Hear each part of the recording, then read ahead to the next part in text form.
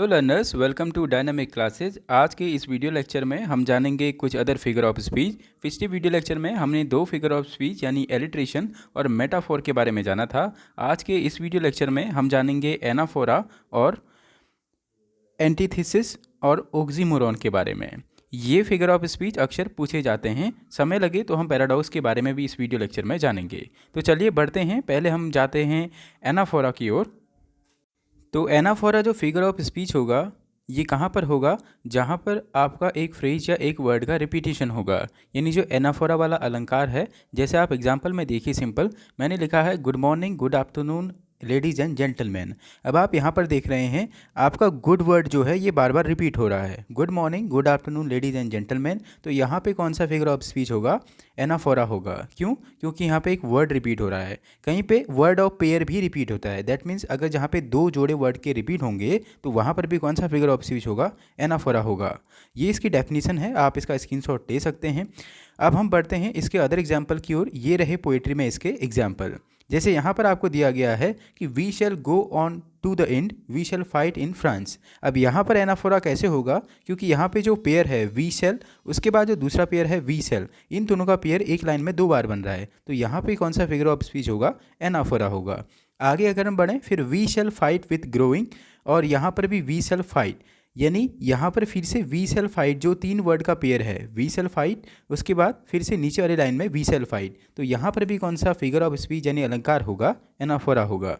बढ़ते हैं अगले फिगर ऑफ स्पीच यानी अलंकार की ओर, वो है ऑक्सीमोरॉन। ऑक्सीमोरॉन कहाँ पर होता है, इसे जानने से पहले आप जब भी इस चैनल को देख रहे हों तो आप इसे सब्सक्राइब करना ना भूलें, और साथ ही आप इसे शेयर करना भी ना भूलें। नीचे वाले लाइक के बटन को आप अभी दबा दें ताकि इससे हमें मोटिवेशन मिलता रहे। तो अब हम बढ़ेंगे ऑक्सीमोरॉन की ओर। ऑक्सीमोरॉन का अगर मैं सिंपल अर्थ में आपको मीनिंग बताऊं, यहाँ पर आपको प्रॉपर डेफिनेशन दी है, लेकिन आप इससे बढ़िया बस आप इतना याद रखिए, two words which are opposite to each other, यानी जहाँ पर दो वर्ड्स एक दूसरे के अपोजिट आपको देखेंगे वहाँ पर कौन सा फिगर ऑफ स्पीच यानी अलंकार होगा? ऑक्सीमोरॉन होगा। जैसे अगर मैं आपको सिंपल सा एक बताऊँ तो ओरिजिनल कॉपी हम लोग बहुत बार यूज़ करते हैं कि क्या तुम्हारे पास ओरिजिनल कॉपी पड़ी है।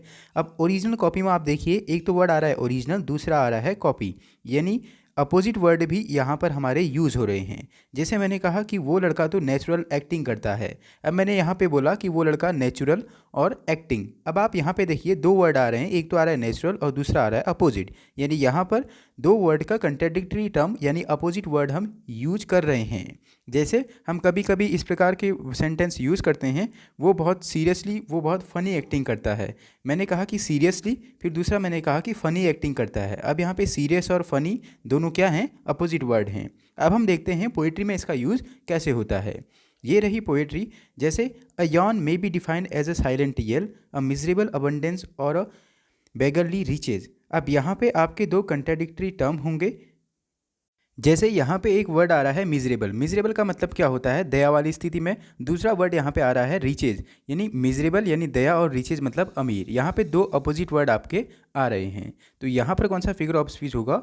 ऑक्सीमोरॉन। अगर आप नीचे वाले सेंटेंस में जाते हैं तो नीचे वाले में है that building is a little bit big and pretty अगली, यानी ये बिल्डिंग क्या है? लिटिल बिट बिग, ये थोड़ा बहुत क्या है? बड़ी है, लेकिन प्रीटी अगली, ये प्रीटी का मतलब सुंदर, अगली का मतलब बहुत ही भद्दा यानी गंदा। अब प्रीटी मतलब सुंदर और अगली मतलब गंदा, यहाँ पे भी दो अपोजिट वर्ड यूज़ हो रहे हैं, तो इसलिए यहाँ पे कौन सा फिगर ऑफ स्पीच होगा? ऑक्सीमोरॉन होगा।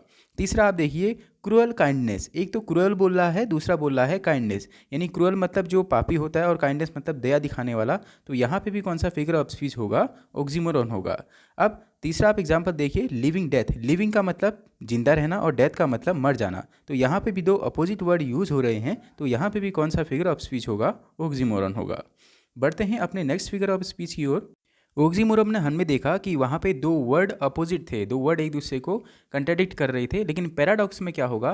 पैराडॉक्स में ऐसा होगा, यहाँ पे दो विरोधाभासी, पैराडॉक्स का मतलब ही हिंदी में होता है विरोधाभासी, यानी वो आपका सही भी होंगे और गलत भी होंगे और विरोधाभासी होंगे एक दूसरे के। ठीक है, अब हम इसके एग्जाम्पल देखते हैं, एग्जाम्पल से आप समझेंगे। देखिए यहाँ पे कह रहा है कि वॉर इज़ अ पीस और freedom is a salivary and ignorance is a strength. अब आप यहाँ पे अगर देखें तो कि वॉर इज़ अ पीस यानी युद्ध क्या है, एक शांति है, और फ्रीडम इज़ अ सेलेवरी यानी स्वतंत्रता क्या है, एक गुलामी की तरह जीना है। अब अगर आप इन दोनों सेंटेंस में देखें, वॉर इज़ अ पीस शांति और दूसरा गुलामी की बात हो रही है। वॉर यानी युद्ध की बात, दूसरा आज़ादी की बात हो रही है। अब आप यहाँ पे देखें, लेकिन यहाँ पे क्या है, दो स्टेटमेंट प्रॉपर अपोजिट हैं एक दूसरे के। और ऑक्सीमोरॉन में क्या था, वहाँ पे दो वर्ड अपोजिट थे, यहाँ पे दो स्टेटमेंट अपोजिट हैं। तो ऐसी जगह पे क्या यूज़ होगा, paradox figure of speech use होगा।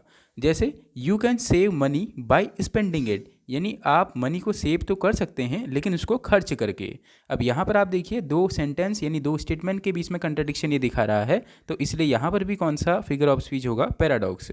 तीसरा अगर मैं आपको दिखाना चाहूँ, rich man is no richer than a poor man, यानी एक रिच मैन रिच नहीं होता एक गरीब आदमी के। देखिए अमीर आदमी की भी बात की है और एक गरीब आदमी की भी बात की है, लेकिन दो स्टेटमेंट में की है। आप देखिए एक लाइन उसने ऊपर लिखी थी और दूसरी लाइन कहाँ लिखी, नीचे लिखी। तो ऐसी जगह पे कौन सा फिगर ऑफ स्पीच यूज होगा, पैराडॉक्स, जिसे हम लोग हिंदी में विरोधाभास कहते हैं।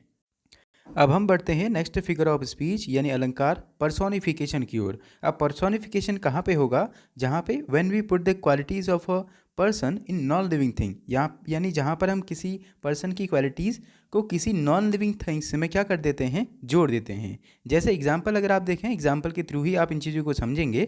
The fire swallowed the whole jungle, यानी आग ने क्या कर लिया, पूरे जंगल को निगल लिया। अब आपको पता है कि आग पूरे जंगल को निगल नहीं सकती है। बोलना हम क्या चाह रहे हैं कि आग से पूरा जंगल जल गया, लेकिन हमने बोला क्या, पर्सोनिफिकेशन का हिंदी में अर्थ होता है मानवीकरण। हमने उसका मानवीकरण कर दिया। आग क्या है, एक निर्जीव है, लेकिन हम उसको मानवीकरण उसमें जान ले आ रहे हैं कि उसने पूरे जंगल को निगल लिया।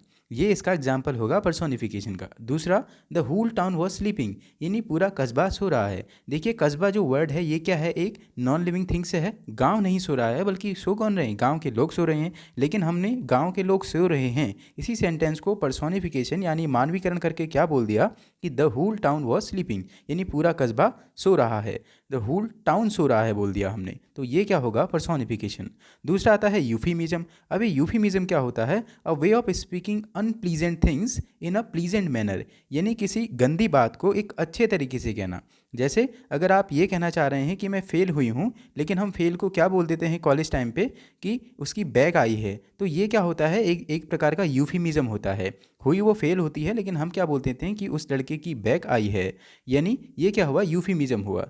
जैसे फेल को कभी कभी हम बोल देते हैं कि वो सीटेट नॉन क्वालिफाइड कर गया, उसको फेल हुआ कहने से अच्छा हमने बोल दिया कि उसने सीटेट नॉन क्वालिफाइड है। दूसरा, हिज फादर डाइड, यानी उसके फादर डाइड की अपेक्षा हमने क्या बोल दिया, his father passed away. Died की जगह पे हमने क्या बोल दिया, passed away. His dog passed away या हिज कैट पास्ड अवे। तो यही चीज़ क्या होती है, यूफीमिज्म होती है। फेल को बैक आई कहना या फेल को नॉन क्वालिफाइड कहना, यही क्या हुआ, यूफीमिज्म का एग्जाम्पल है। पर्सोनिफिकेशन के एग्जाम्पल आप यहाँ से भी देख सकते हैं। She did not realise that opportunity was knocking the door. Opportunity क्या है, एक नॉन लिविंग वर्ड है, यानी अपॉर्चुनिटी में तो कोई ऐसी जान होती नहीं है ना, उसके पास हाथ तो है नहीं कि वो डोर को नॉक करेगा, दरवाजे को बजाएगा। लेकिन हमने क्या बोल दिया कि उसको एक ऐसी अपॉर्चुनिटी मिली थी कि जिससे वो क्या कर सकता है, डोर को नॉक कर सकता है। यहाँ पे भी कौन सा होगा, पर्सोनिफिकेशन।